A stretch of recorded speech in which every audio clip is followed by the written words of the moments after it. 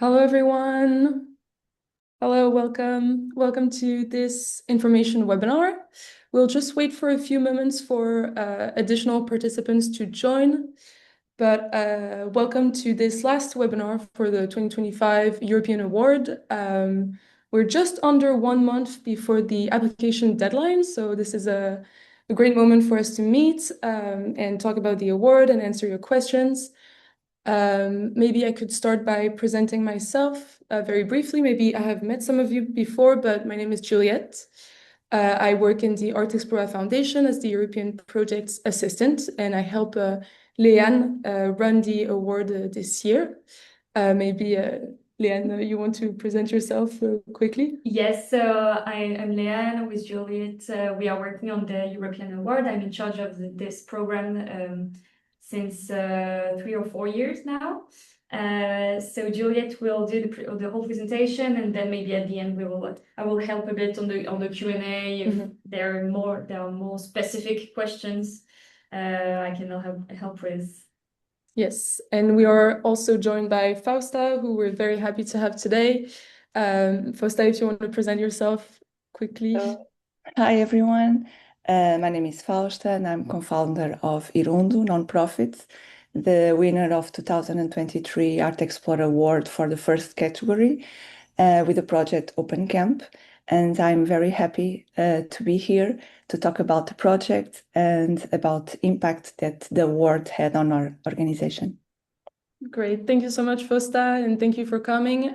So maybe this is now the time to dive into the webinar. I'll just share a presentation right away. So as I said, this is the last information webinar for the 2025 European Award.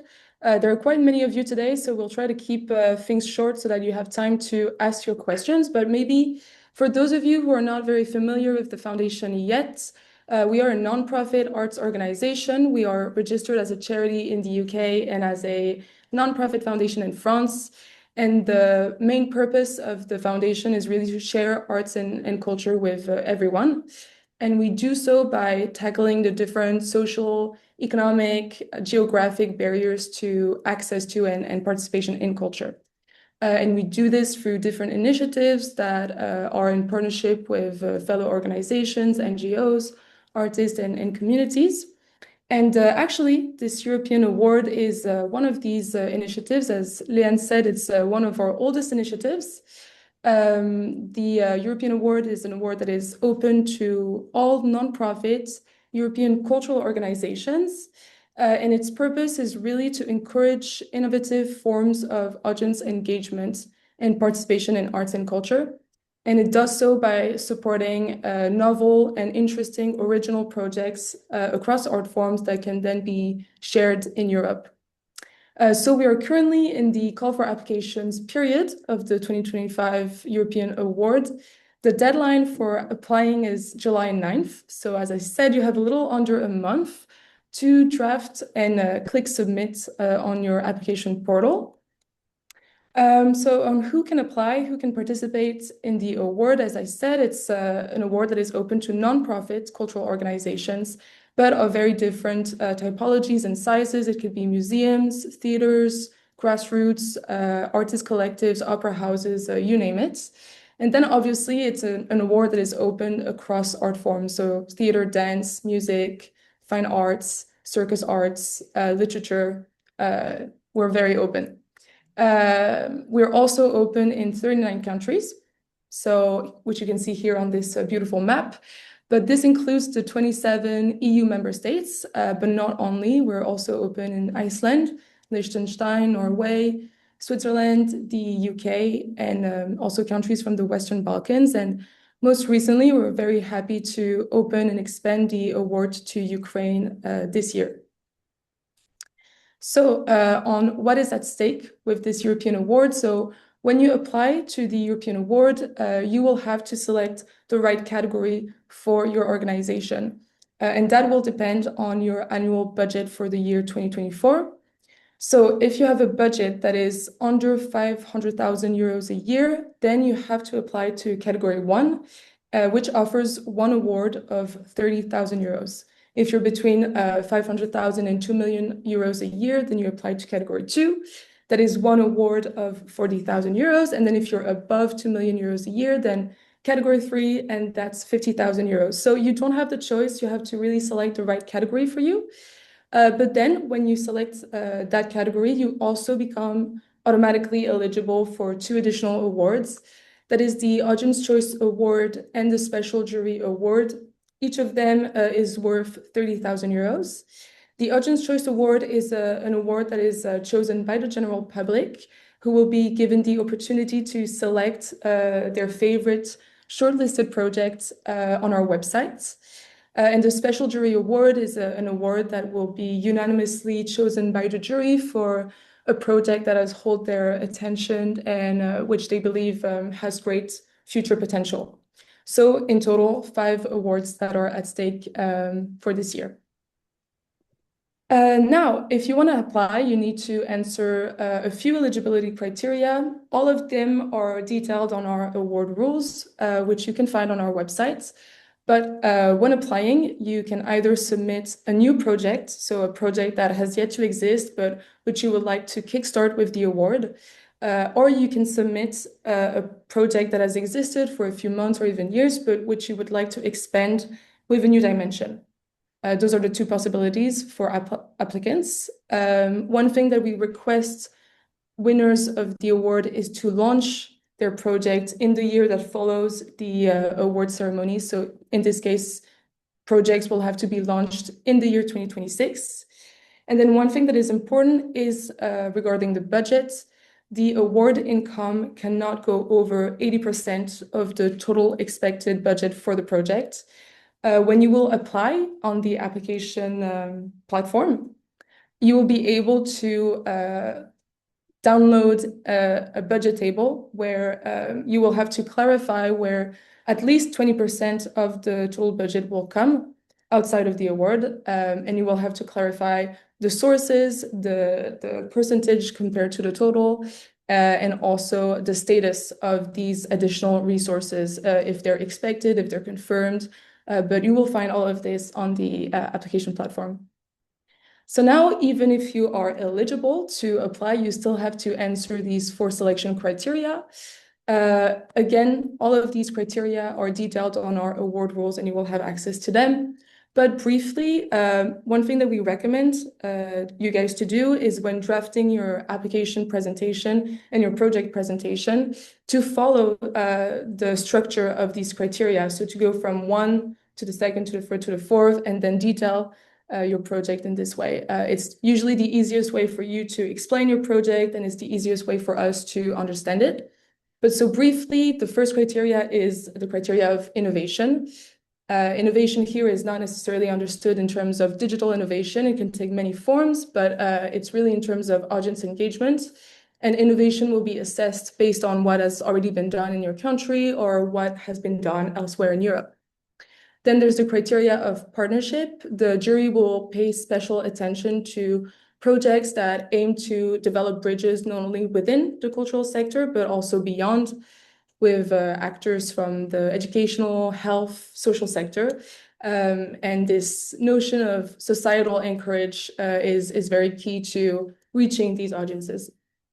Now, the 3rd criteria is the criteria of replicability. That is that we are looking for projects that can serve as sources of inspiration in other contexts, in other art forms with different audience typologies. But if through your project you can offer some form of roadmap to audience engagement, then that is something that is highly sought in this award. And then finally, there's the criteria of impact. Impact can be, of course, both qualitative and quantitative, but we recommend when presenting your project to pay attention to this notion of impact, to detail the number of people that you will reach, how you will reach them, how the project will bear lasting effects even after the end of its application period, and also explaining how you will assess that impact. So yeah, those are the 4 selection criteria. Again, make sure to follow them when explaining your project. It's usually the easiest way to go about it. So when it comes to the agenda, as I said, you have until July 9th to submit your applications on the award platform. After the applications are closed, the shortlisted committee, which will be composed of team members from Artexplora, but also volunteers from the Artexplora community, will select their favorite shortlisted projects between 18 and 20. And these shortlisted projects will then be announced on our website, and the general public will be able to vote for their Audience Choice Awards between October 6th and October 13th. In parallel, the final jury will select the remaining 4 finalists, and all of these 5 laureates will be announced in Paris at the European Awards ceremony on December 3rd, and you're all invited to join. So just a few words maybe on the previous winners of the last edition, the 2024 edition. Of course, I will not go into the detail of all of these projects because we're short on time and I want to leave time for Fausta to present her work and for you guys to ask your questions. But one thing that I recommend you to do extremely highly is to have a look at our previous publications, where you will be able to understand the projects that were awarded and that were shortlisted in previous years. And that can be not only a great source of inspiration, but also a good way for you to see what it is that the European Award is seeking. So maybe just one example from France, the Centre National de Danse, the French National Dance Center. Excuse me, I'm losing my voice. But they submitted a project called 1 Kilometer of Dance, and it's a festive project that will take place in different cities in France. And it will reunite different people from the public, as well as amateur dancers, professional dancers, through different activations. And their objective with this award is to go into different cities in France and elsewhere. Another interesting project is from Croatia, from the organization Udruga Skrbonauti. Sorry, I'm losing my voice.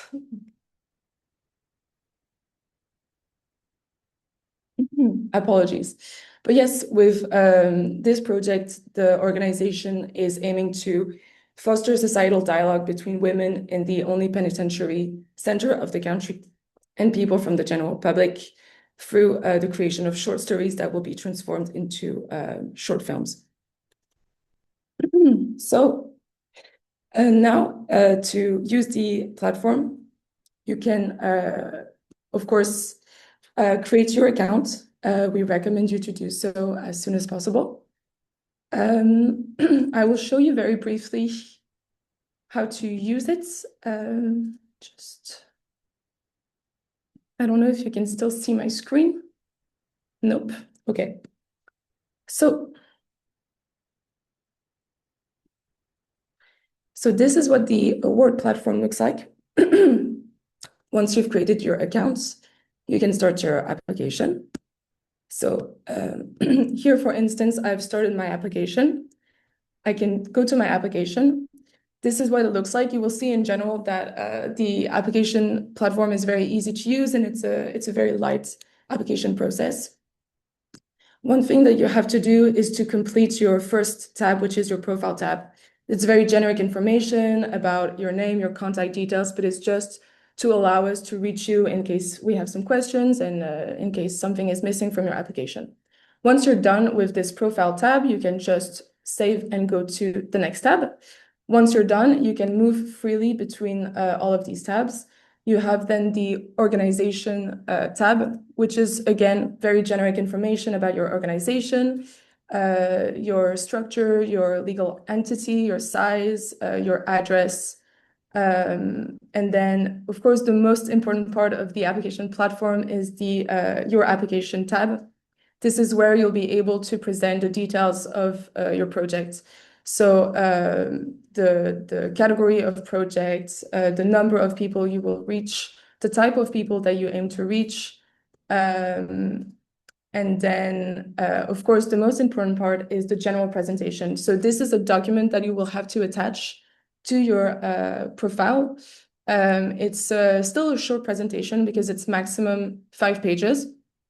And again, as recommended previously, we believe is the best way for you to present your project following the selection criteria. Here you will find the estimated budget that you will have to insert.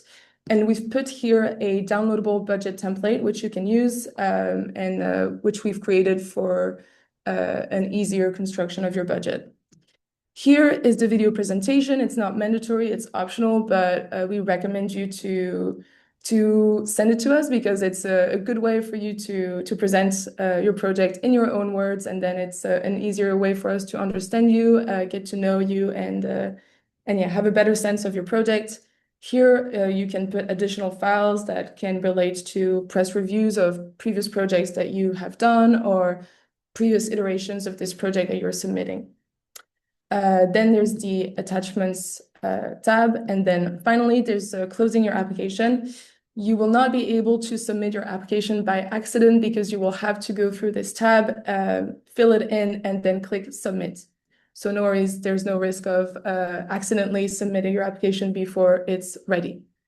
So you can see that it's a rather easy application platform, application process. If you have any questions, of course, we are entirely available before July 9th to answer your questions, help you with issues with the platform or the budget or anything. So don't hesitate to write to us. We can answer by email or schedule individual calls if needed. So I will maybe now leave the floor to Fausta to present her project and her application process. So I will share my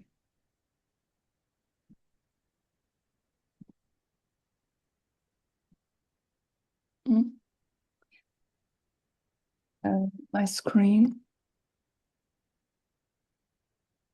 Let me know if you It's would like not me to do it. Yeah, perhaps it's better for you if you can share. Yeah, Okay. let's go because it's not, I don't know why it's asking for permissions. Alors, It's better for you to share the presentation that you have. yes. I will say, sorry. Yes, no worries. You can just tell me when to change the slides. So Yeah. yes, you can go, Fausta. Yeah, sorry. So I'm Fausta. Hi everyone again. I'm the co-founder of Irundo Nonprofits, and we are based in Portugal. We are a group of artists, educators, and humanitarian workers that decided to set our background as a natural platform for our work. So, as an emerging organization, we navigate the spaces between arts, education, and social transformation. The project Open Camp, a new narrative from children in refugee camp, shortly Open Camp, won the 2023 Art Explorer Award in category 1. Although the project originally started in 2021, we submitted an upgraded version of this ongoing initiative. In 2021, we realized that 82% of refugee children living in camps in Greece didn't have access to formal education. At the same time, the average waiting period for a family to receive asylum approval is between 2 and 3 years, worst case scenario, 4 years. That means that many children spent years without going to school, without structure, without purpose, and often with nothing to do but walking around the camps. So this is the context, the reality that justify the need for our intervention. And in response, we design a capacity building project focused on animated cinema. We train refugee children in animation and storytelling, giving them the tools to create their own films and share their own narratives. It is not just about learning and teaching the technique. It's about reclaiming a voice, building confidence, and creating space for self-expression. So why animation? So we chose animation as a technique because we work with children and vulnerable communities. Many of the families we support have fled dangerous situations. So it's naturally that they fear for their own safety and the safety of loved ones who stayed behind. Animation gives them the way to tell powerful stories. And usually their stories are about their journey reaching Greece, the memories that they have from home, their wishes and hopes for the future.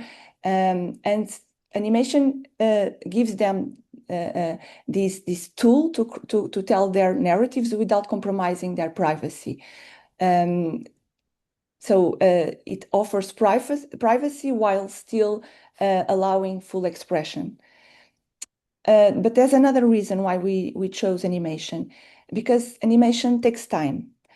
And it's a slow and time-consuming process. Just to give you an idea, to make 4 minutes maximum film, we need 1 month working 5 days a week, around 4 hours a day.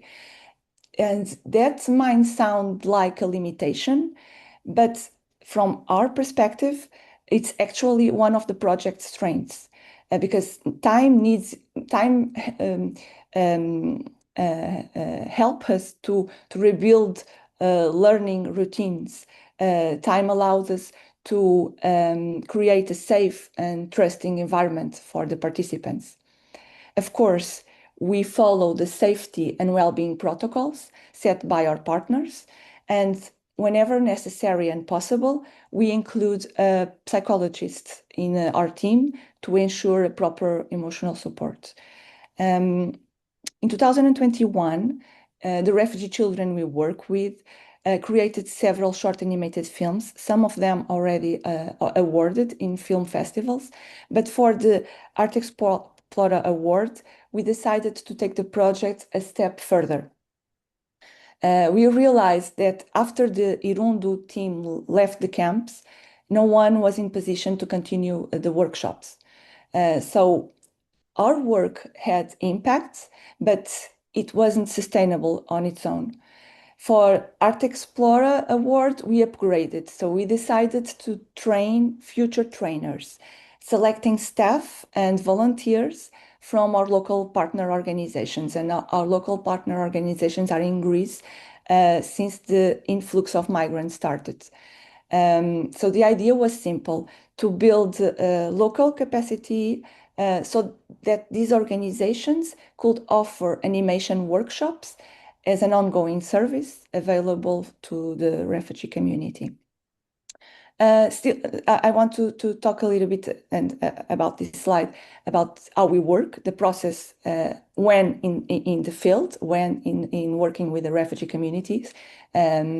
So we usually start by promoting outdoor stop motion sessions.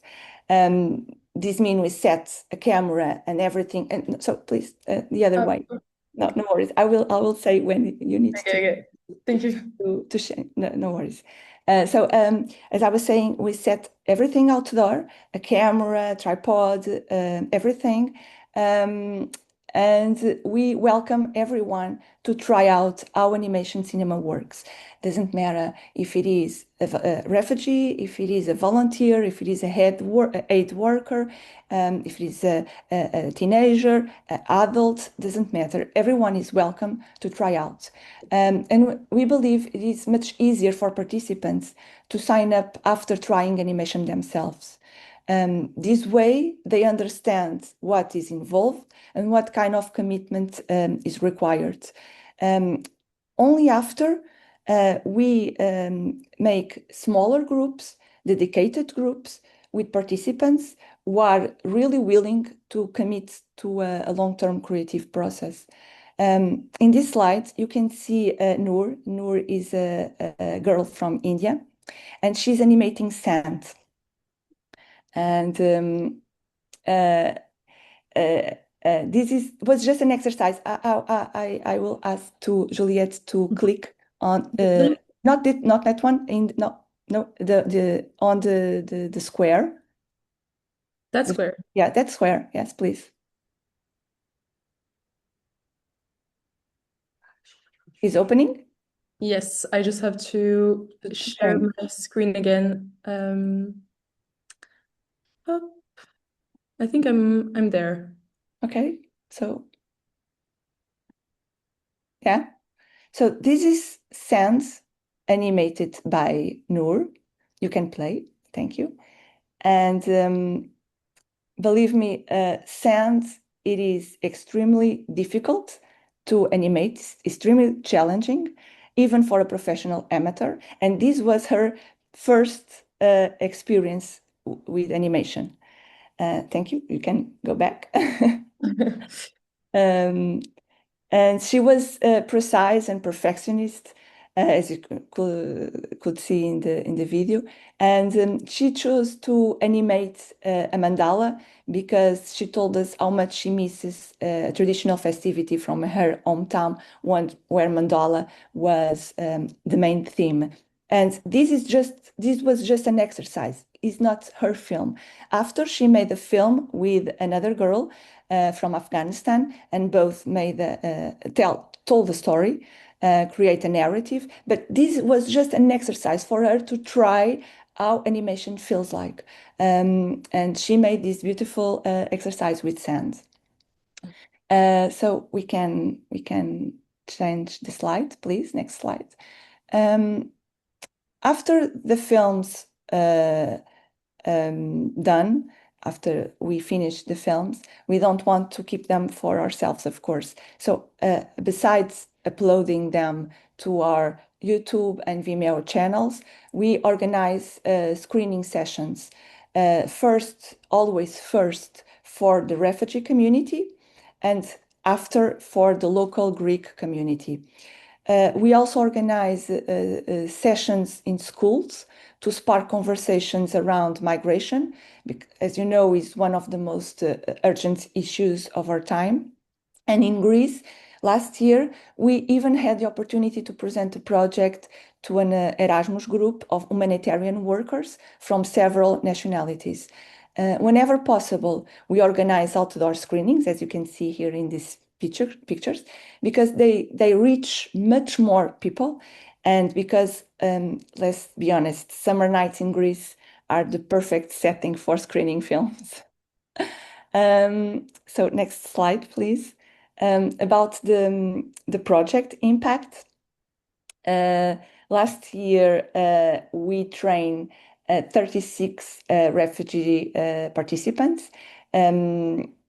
They are, and here I'm referring only to those who fully committed to the workshops, not many others who took part in the open stop motion sessions, just the ones that made films with us.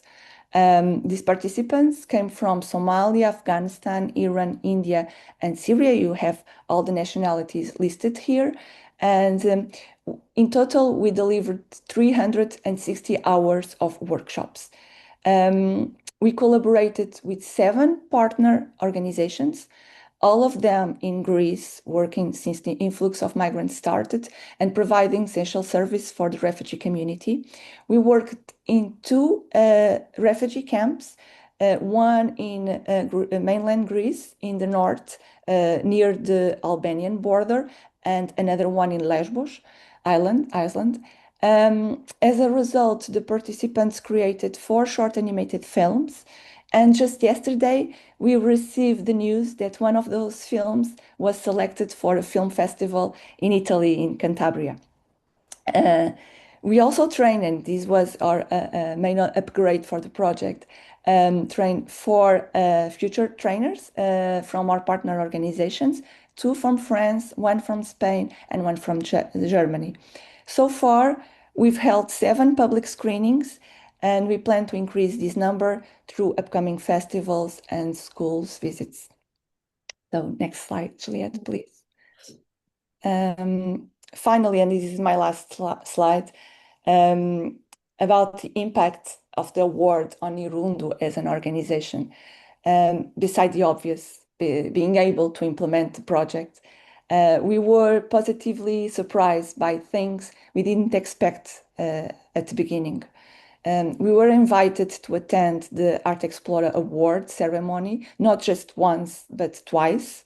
And before the ceremony itself, we had the chance to present our project and share our experience with several European nonprofits. It was an incredible opportunity to expand our network and to have in-person conversations about possible future opportunities and collaborations. We also took part in workshops. I believe it were 3 workshops led by Art Explorer, which opened up space for deep discussions around culture, around education, collaborative strategies, and even the future of arts and the role it should play in our societies. What I really want to highlight is the opportunity to learn from the experience of other organizations. That exchange is truly enriching, is a huge opportunity for any organization, but for a small organization as we are, is even a bigger one. Last thing that I want to share is about motivation and confidence. The award really gave to our team a real boost, not just in morale, but also in credibility. The Art Explorer Award brought visibility and recognition to our work and Irundu as an organization.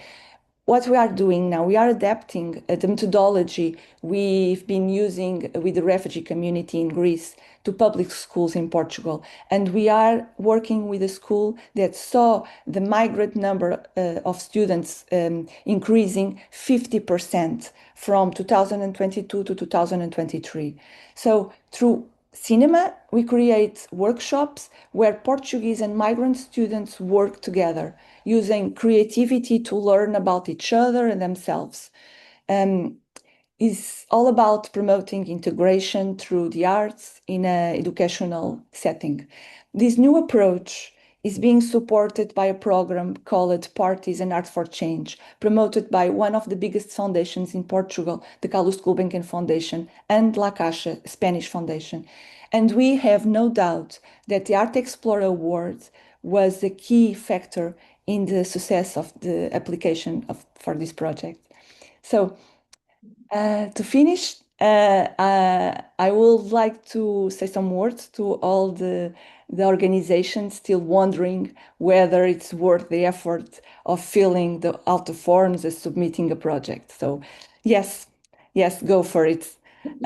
Be bold, be honest and passionate in your application, because and I advise you to upload the video, because through words you can speak from the heart about what you want to achieve. So let your passions show. And I truly wish you all the best of luck.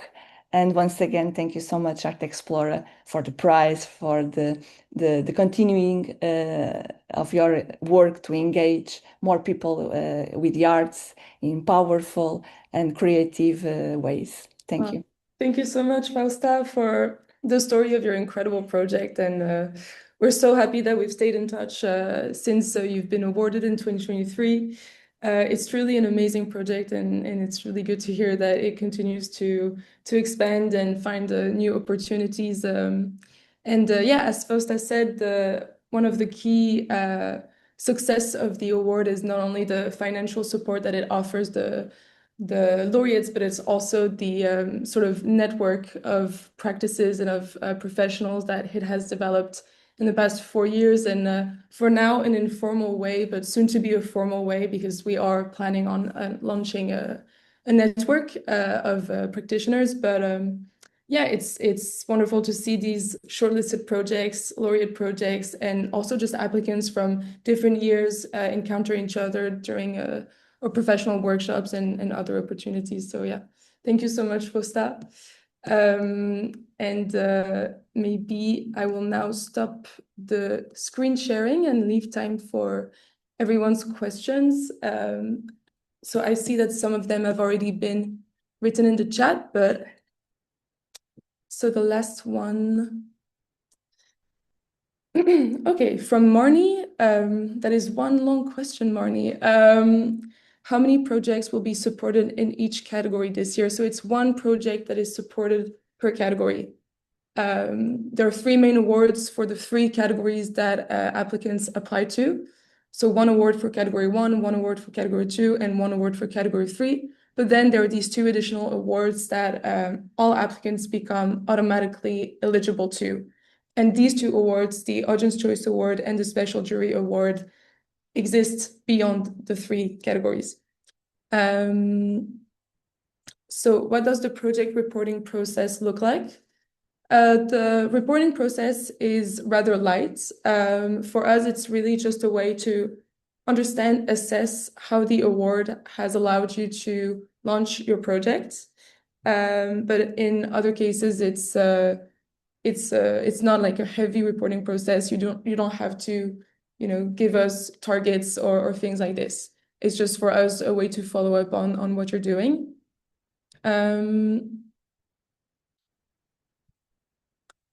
Alors, so how flexible is the funder with regard to the financial plan? One thing that you have to take into account when building your financial plan or your project budget is really only the rule of those 80%. Otherwise, when you present your proposal and when you submit your budget table, you are free to explain in how much detail is needed the remaining 20%. And these 20% don't have to be entirely confirmed by the time that you submit your application. You can specify that these additional resources that contribute to those 20% can be expected or desired or in prospection, but otherwise we don't have any particular requirements.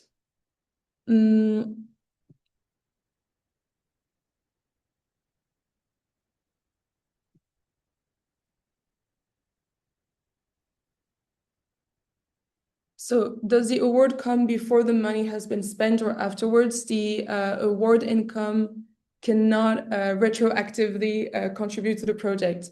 So we only fund projects that will then be launched in the year 2026, but we cannot fund projects retroactively that have already been implemented.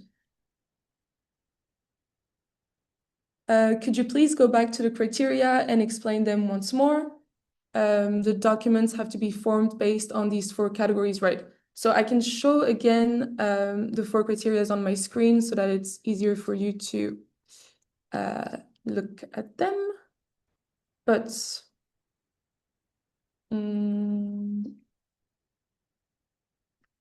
so the four criteria, again, you will be able to find them all on our award rules on our website. They are very simple criteria. Innovation, that is just how innovative your format of audience engagement is.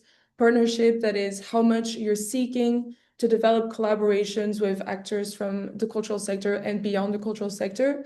Replicability, that is how much your project holds potential to inspire other organizations in other contexts. And then impact is, of course, how useful your project or how powerfully your project will impact audiences in your context.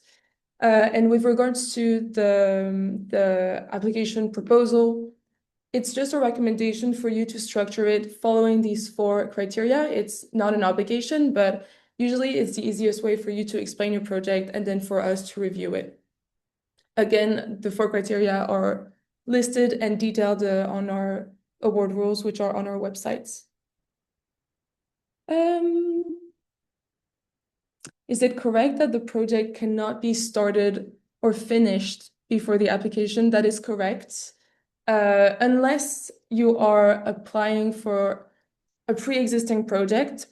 In the case of Irundo, for instance, Fausta had already worked with these communities and had already developed aspects and phases of her project, but she applied for a project extension or a project expansion. And in this case, you can apply for a project that is pre-existing.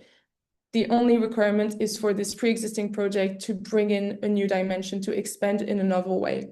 You cannot just apply for, redoing the exact same thing that has already been done. Are there any other questions from you? I'm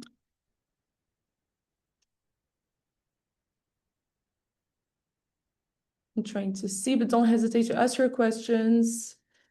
And again, of course, we are always available by email. So if you have a question that pops up after this very dense webinar, then you can write to us and we'll answer as fast as we can. How sensible is the jury to the Ukrainian cause? Is it a priority? Of course, the jury is extremely sensitive to the Ukrainian cause, and it is the reason why the European Award has chosen to expand to Ukraine this year to recognize the extremely difficult situation that Ukrainian cultural organizations are facing at the moment, and with the ambition to support these organizations. So yes, we are very sensitive to what is happening in Ukraine.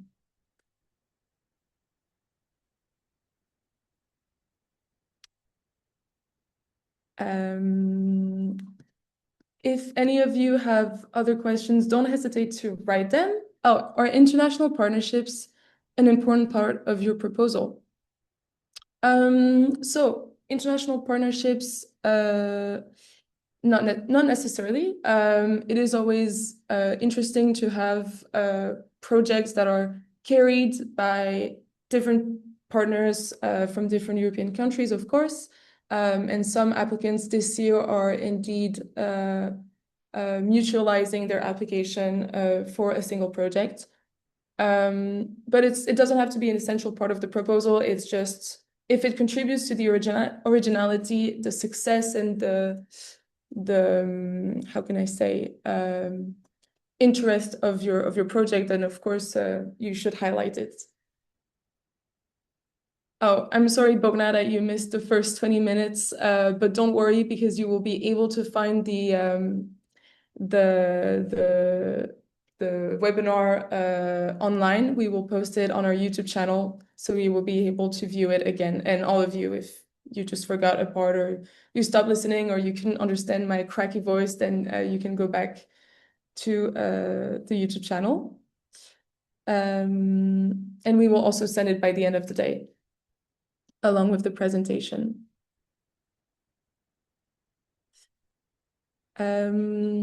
Well, I suppose then it was all entirely clear for you.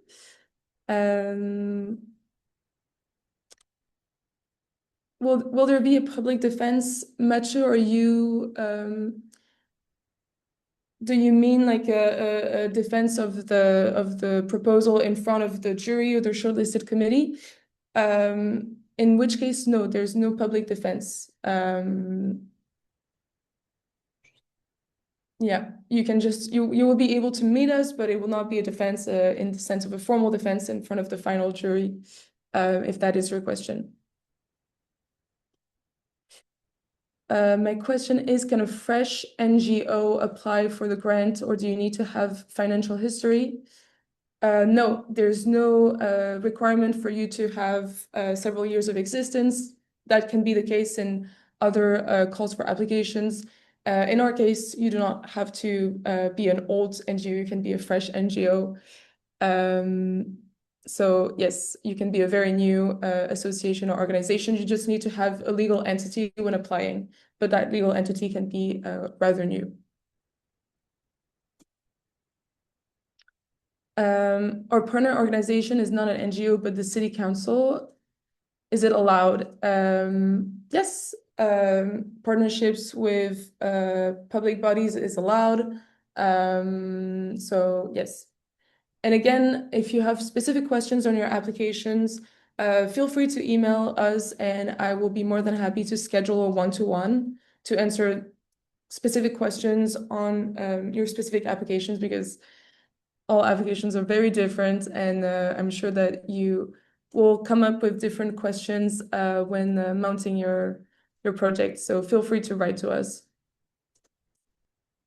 But yes, I think maybe I will stop now because we are right on time. Again, you have a little under a month to submit your applications. So make sure to go on the award platform to create your profile and then to start drafting your application. As mentioned and as Fosta explained, it's a rather simple application. We've made sure to make it that way so that it remains accessible to organizations of very different sizes and capacities. So you will see that it's not a too heavy work. And if you need any help, we remained entirely available to support you in the process. But we're very happy that there were so many of you today. And yeah, I will now say goodbye. I will thank Fosta one last time so much for taking the time to come. It was such a pleasure to have you. Thank you so much. And yeah, I'll see you guys maybe by email or by video call. But for now, this is it. Thank you so much.